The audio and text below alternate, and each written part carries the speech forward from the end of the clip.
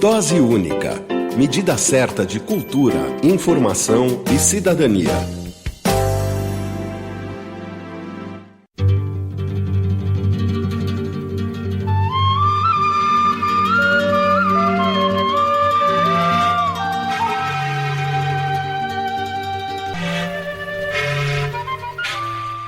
Na coluna do Dose Única, a participação é de uma das maiores lideranças do movimento indígena brasileiro, fundou o Núcleo de Cultura Indígena, é ambientalista, filósofo, poeta e autor dos livros O Amanhã Não Está à Venda, Ideias para Adiar o Fim do Mundo, O Lugar Onde a Terra Descansa.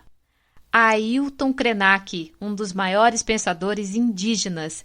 Seja bem-vindo ao Dose Única aqui na Rádio da Rua, Ailton.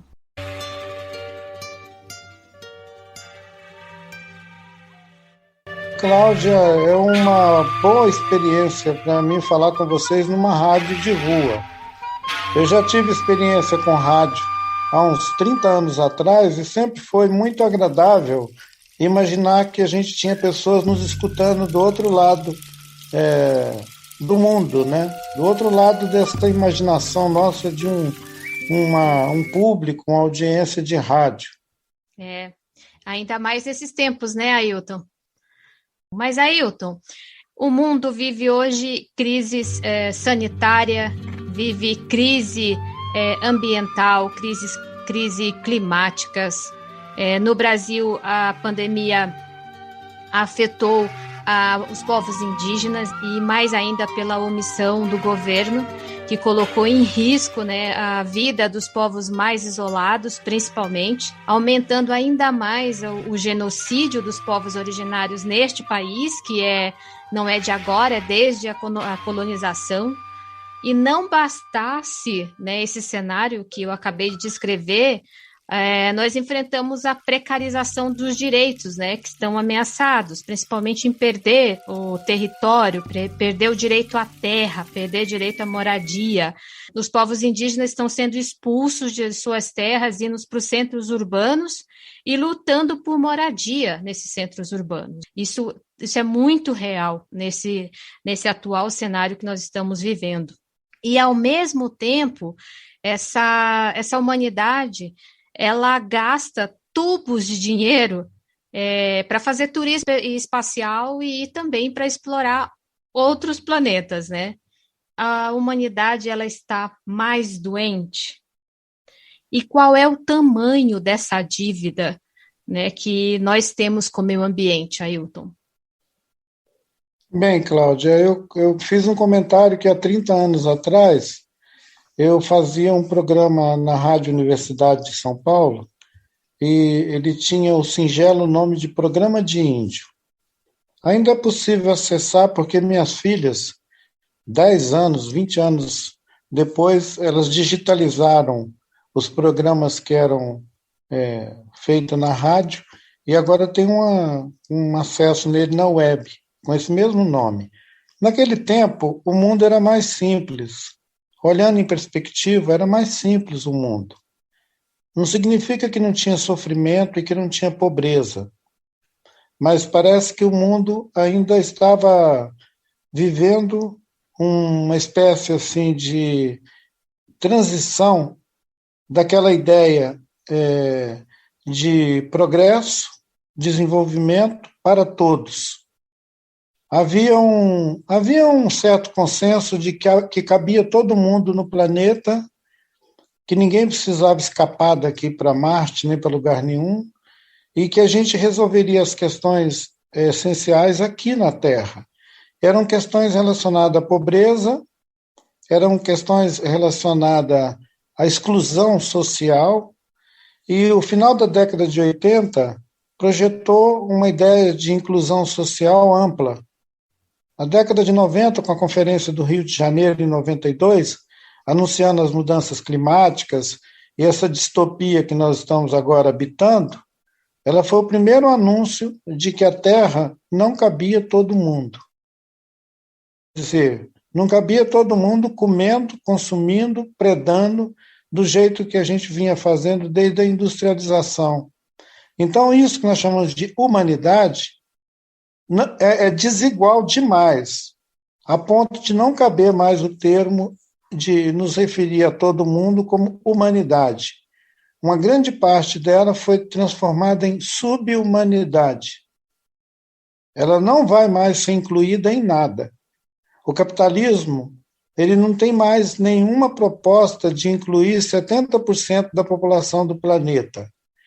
Eles estão excluídos e vão ficar num processo de perda cada vez maior do vínculo entre comunidades, entre sociedades e de um vínculo essencial com a terra, porque a terra agora ela se constitui num bem capitalista por excelência, e o capital financeiro agora ele quer se infiltrar na terra, se infiltrar como uma peste na terra. É por isso que o povo que vivia na terra agora vai para a cidade, e vai para a cidade viver situação de miséria, porque o lugar onde ele podia viver era na terra. Então a gente vai ter cada vez mais gente vivendo em situação de abandono, mas é na cidade, porque esses corpos não vão ser mais tolerados no campo. O campo está em disputa pelo capital para fazer monocultura, para fazer infraestrutura, para fazer outros tipos de apropriação que não convive, não coexiste com comunidades humanas.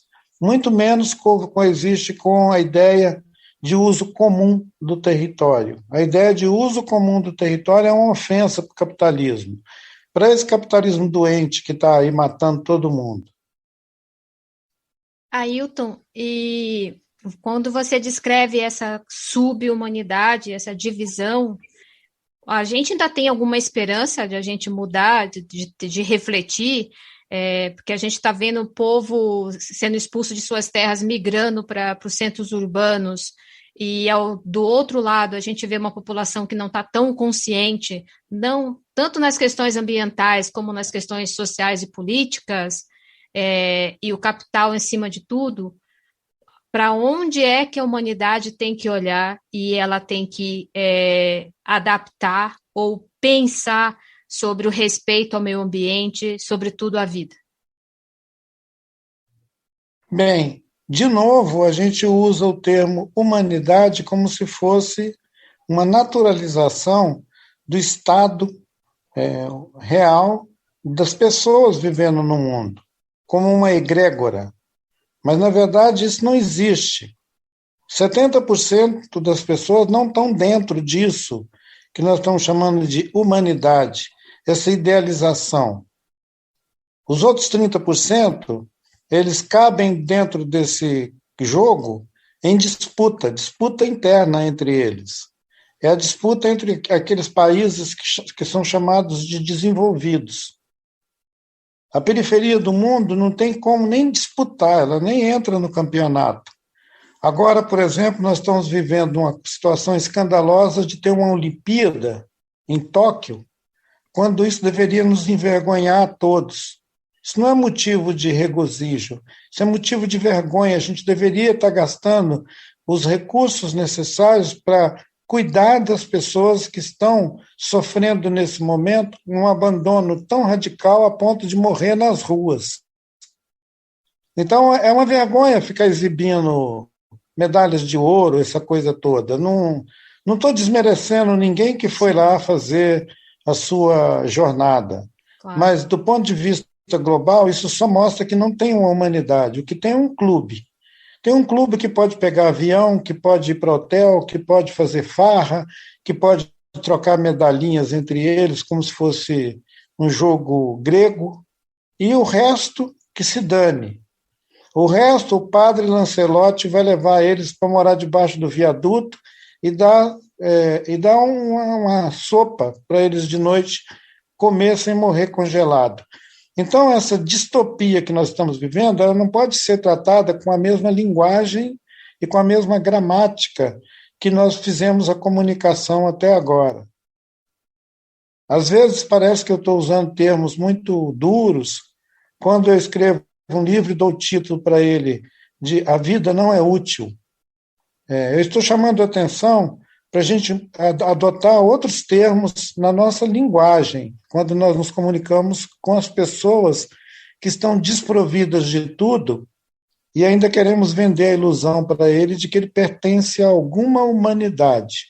Nós temos que ser honestos com essas pessoas e dizer: vocês estão excluídos, e estão excluídos numa condição irreparável, em que esse mundo que está do outro lado da vitrine, exibindo consumo, precisamos ter a honestidade, aqueles que têm acesso a essas mídias e comunicam com a opinião pública, de ajudar as pessoas que estão vivendo a experiência de refugiados, que estão vivendo a experiência de abandonados, de que esse lugar é um lugar que o capitalismo destinou a 70% da população do planeta. E que nós vamos ter que arrumar uma maneira de nos referir a esse mundo, ou esses mundos plurais, que nós vamos ter que criar para nós. Não como se nós estivéssemos nos educando para o capitalismo. O capitalismo não quer a gente. O José Mojica, o Pepe Mojica, ele diz que o mundo, esse mundo, não quer mais cidadão, ele quer consumidor. E quem é consumidor é porque tem dinheiro para comprar coisas, mercadoria. É a sociedade da mercadoria, como diz o Copenau Yanomami. Os brancos, eles são o povo da mercadoria. Se você não tem mercadoria para trocar com ele, você não é uma pessoa, você não existe. Então, os abandonados, aqueles jogados na rua, têm que se reconhecer num lugar onde a potência de criar vida está em si mesmo, está nos seus iguais, está no seu lugar onde você vive. Não é ficar com essa ilusão de que o capitalismo vai nos acolher um dia. Eu já estou com 67 anos de idade. Quando eu era jovem, tinha uma história de primeiro mundo, terceiro mundo. E o povo do terceiro mundo, que éramos nós, fez de tudo para ir para esse tal de primeiro mundo. No final da década de 90, virando 2000, tinha menos gente na rua e tinha menos gente na estatística de morto por fome. Então todo mundo podia comer. Durante 10 anos as pessoas podiam comer. Tinha até uma propaganda dizendo que agora os brasileiros tomavam 3 refeições por dia. E a gente falava: nossa, então o capitalismo vai abraçar todos nós? Agora a gente levou um pé na bunda. O capitalismo quer que a gente se dane e que a gente se vire debaixo de um viaduto. Então a gente não pode ficar com uma conversa, com uma comunicação. Os comunicadores não podem ficar com uma conversa ilusória dizendo para os excluídos de que vai haver inclusão. Tem que dizer para quem foi excluído que nós precisamos produzir outras subjetividades. É o que você quer dizer, né? Quando com o título do livro, O Amanhã Não Está à Venda, não é, Ailton? Sim, o amanhã não está à venda, e se nós quisermos adiar o fim do mundo onde nós coabitamos, onde nós vivemos, que não é o mundo do dono da Tesla, não é o mundo do dono da Microsoft, não é o mundo daqueles homens que aparecem com o dente brilhando, fazendo discursos nos gabinetes. Ele é um mundo da exclusão. Então nós temos que pensar nesses meninos e meninas que vivem em áreas urbanas e que estão aprendendo a fazer horta em terreno baldio, que estão pensando e fazendo colaboração entre eles para criar seus projetos culturais, para criar suas alternativas de vida e para construir outros mundos, porque o mundo que o capitalismo projetou, ele é caro e inviável. Ele é inviável porque não tem água para lavar tanta sujeira. É por isso que os rios estão virando esgoto. E também não tem comida luxuosa para todo mundo igual eles exibem. Esse negócio de produzir alimento bombado de veneno e hiperprocessado para dizer que o capitalismo dá conta de suprir tudo é mentira, porque a terra adoece. Depois que o agronegócio sair do cerrado, o que ele vai largar para trás dele é um bagaço. O solo vai estar envenenado. Quando você chega num lugar urbano igual São Paulo, Rio de Janeiro e outras metrópoles, você vê pessoas que estão catando restos. Então, seria interessante olhar aquelas pessoas também que já perceberam que existem plantinhas que brotam no meio-fio, no quintal baldio, nos terrenos que não estão calcificados. Ali brotam as plantinhas que são chamadas de punk. São plantas alimentícias não convencional. Quer dizer, elas não entraram na lista dos bons comportamentos das verduras. Elas não são bonitinhas, mas elas têm capacidade de suprir nossa necessidade de nutrientes, de alimento. A gente pode comer isso, eu como. Eu conheço algumas delas. Então, até nisso, a gente tem um exemplo bem didático para mostrar como que o capitalismo é excludente. Tem uma lista de alimentos que não são vendidos no mercado, porque eles podem ser obtidos na rua. Da mesma maneira que tem um rádio da rua, tem um direito achado na rua, tem um alimento também da rua. Então, que tal os da rua aprender a valorizar uns aos outros e parar de olhar a vitrine do shopping capitalista? A ilusão que o capitalismo projeta é fazer os pobres querer os que os ricos esbanjam. Mudar a maneira de pensar, né, Ailton? Querem projetar desejo na gente para a gente ficar querendo esse mundo chapado de riqueza deles, que não cabe em lugar nenhum, porque eles estão danando com a vida no planeta. Estão estragando o planeta. Exibem isso como se fosse assim, bacana. O Mahatma Gandhi disse, na década de 40, que a Terra tem o suficiente para atender a todas as nossas necessidades, mas não as nossas vaidades, as nossas expectativas de ter um carro, um prédio, um apartamento e uma casa na praia.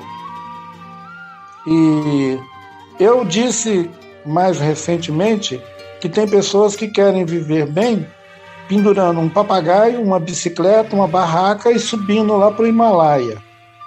Se ele quiser ir para o Himalaia, é melhor ir sem nada disso. Se a gente vai viver excluído do mundo capitalista, é melhor a gente ir só com o nosso corpo, com o essencial, e parar de querer carregar tanta porcaria em cima da gente.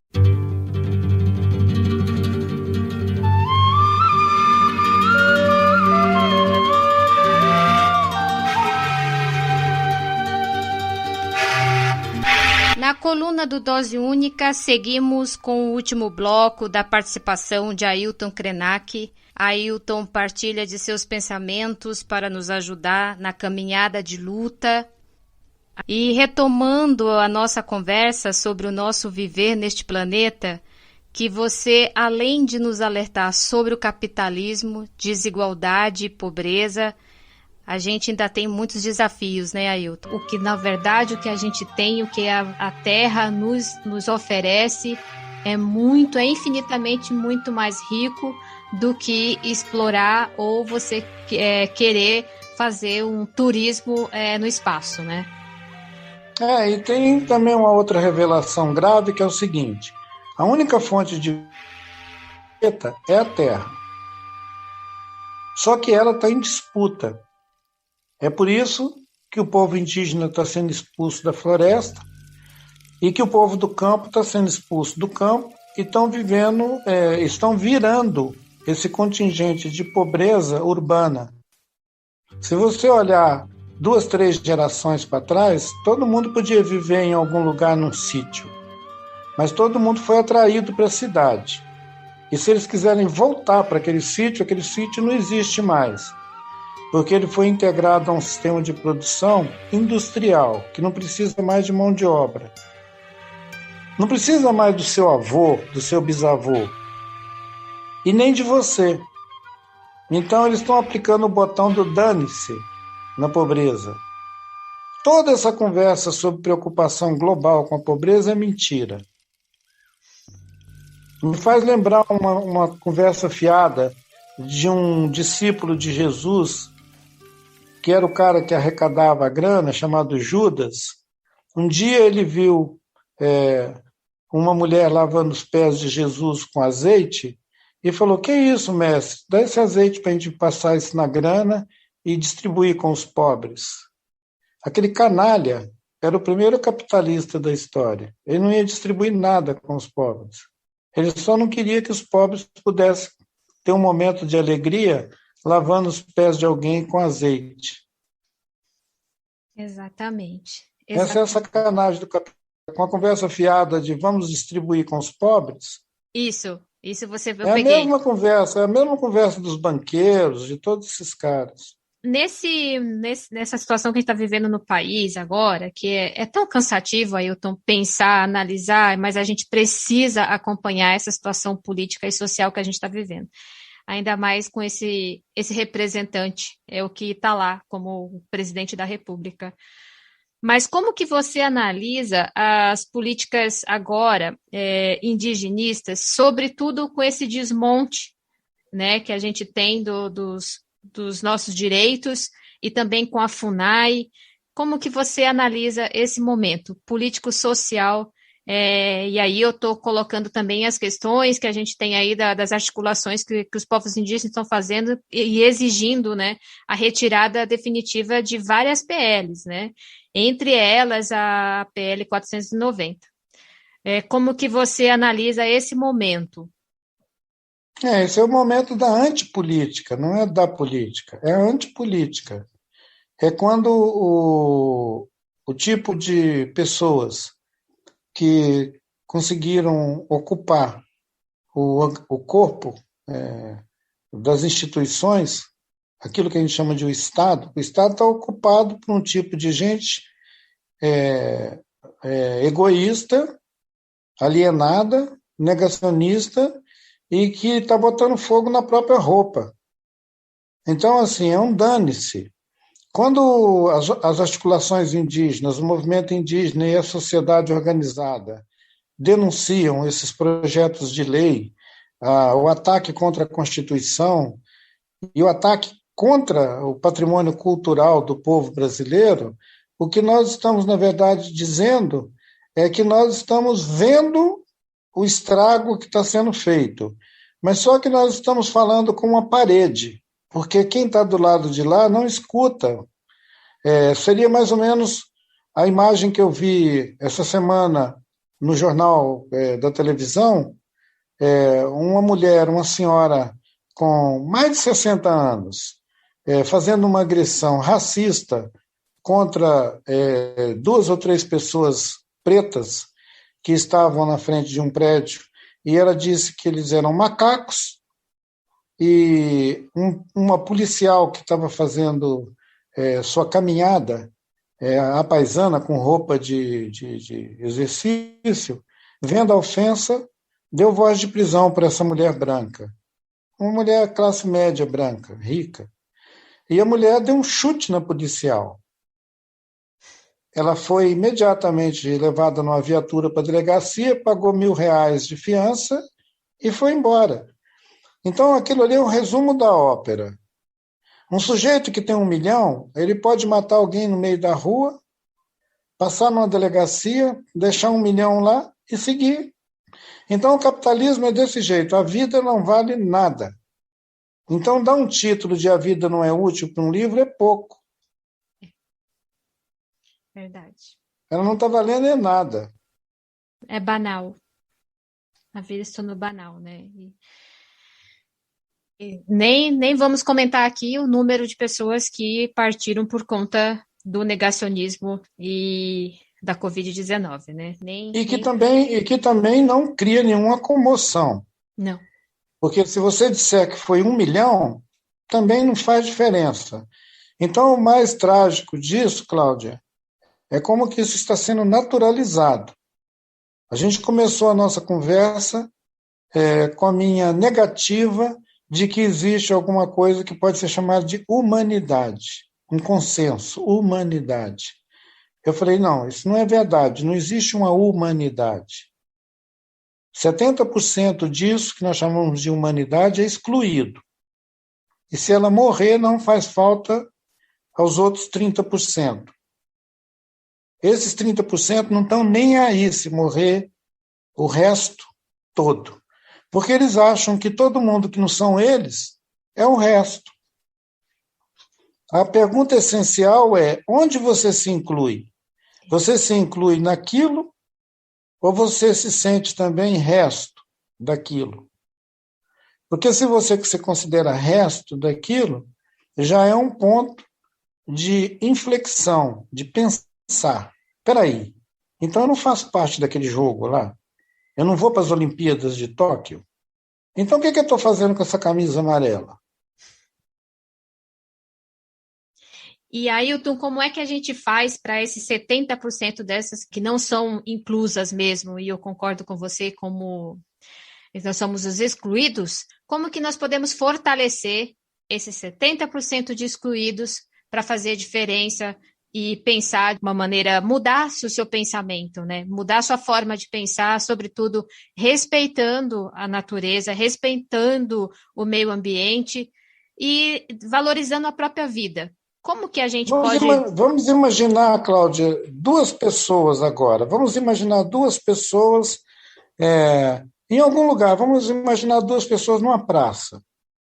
Um deles levanta um cartaz dizendo assim, mais transporte, mais metrô, mais avião, mais combustível. E a outra se nega a levantar esse cartaz e fala, eu não quero isso. Essas duas pessoas, elas seriam representantes de dois mundos distintos. De um mundo das pessoas que estão excluídas, mas querem mais. E o outro é um que já entendeu que está excluído e não vai fazer papel de palhaço levantando um cartaz pedindo, eu quero um metrô. Mas até ontem você via gente pedindo metrô. A pergunta é, metrô para quem? O ministro da Ciência e Tecnologia, essa coisa que está ocupando o cargo de ministro da Ciência e Tecnologia, ou das Minas e Energia, disse que o Brasil vai construir uma usina nuclear, que vai retomar o projeto de Angra 3. A pergunta é, para quem? Eu sei que tem muito brasileiro otário que deve estar dizendo, que legal, agora nós vamos ter Angra 3. A pergunta é, você acha que é para você? Só se for para te jogar lá dentro do núcleo do reator, para você torrar lá dentro. Tem que ter um pouco de simancol.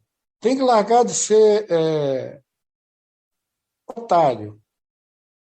Acho que a palavra certa mesmo. Eu não gosto dessa palavra, porque eu acho que ela é uma palavra muito agressiva. Então, eu quero te dizer o seguinte, eu não iria na frente do Palácio do Planalto com um banner escrito vamos recuperar a FUNAI.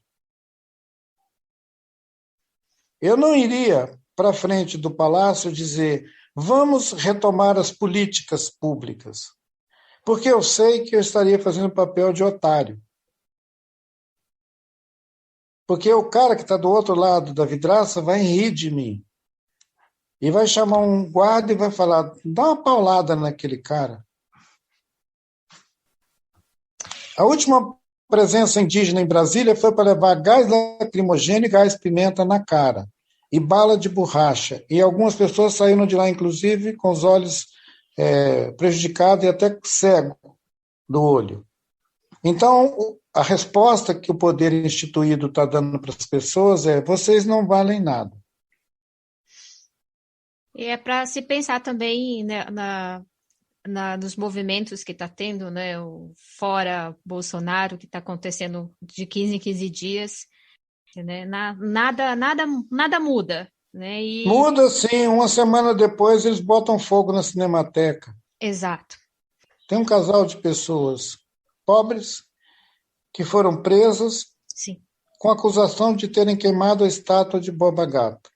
Eu quero saber quem vai ser preso depois desse governo ter botado fogo na Cinemateca. Pois é.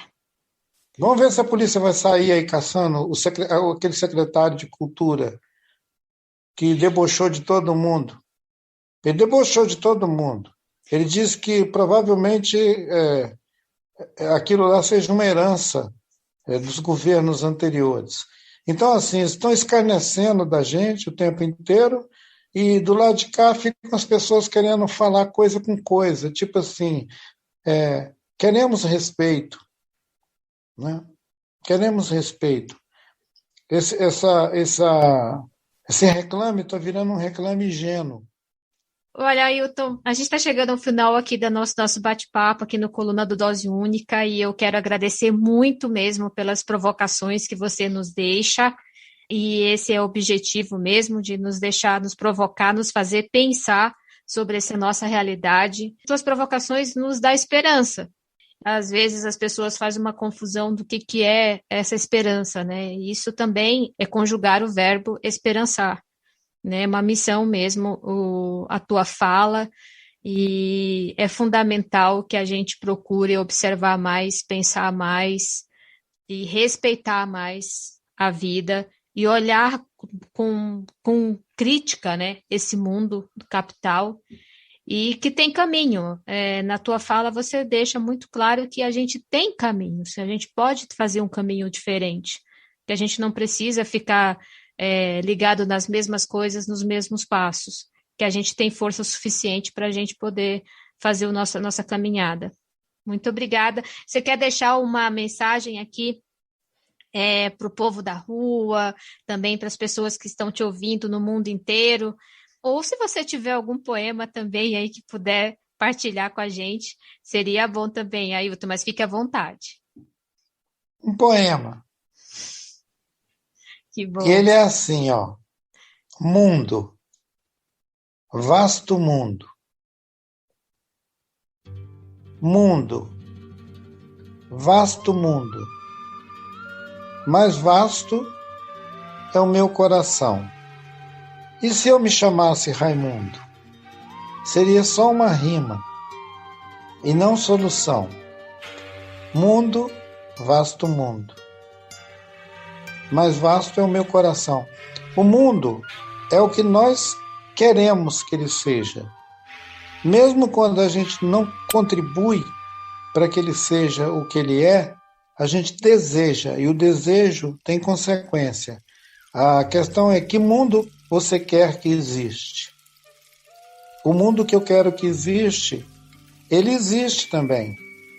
São muitos mundos ao mesmo tempo.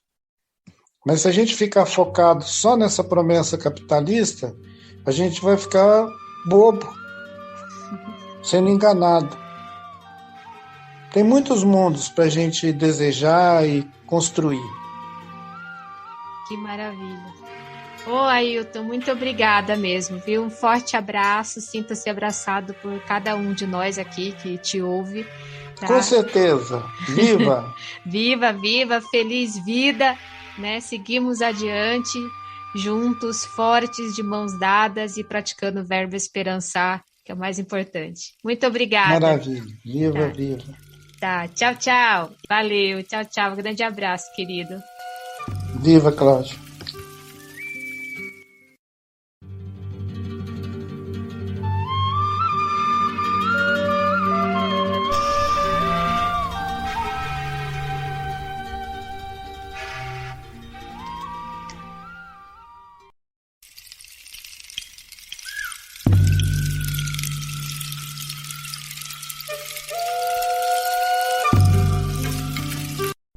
Obrigada, Ailton. Obrigada mesmo pela sua partilha, que mesmo com a instabilidade da internet, deu para a gente conversar um pouco. Neste episódio, o Ailton nos falou da distopia, alertou de muitas coisas, né? Falou que nós vamos viver situações de maiores conflitos, maiores desigualdades nos centros urbanos. Nós precisamos mudar a nossa linguagem, principalmente nós como comunicadores, e que nós precisamos ser honestos diante a situação da exclusão. Nós temos que construir um mundo melhor para a gente. Que mundo é esse que nós queremos? Esse mundo bom que a gente quer, que nós sonhamos, ele é capaz. Ele existe para mim, existe para você. Ailton nos fala das ações antipolítica e exemplifica também atitudes de retrocessos no Brasil.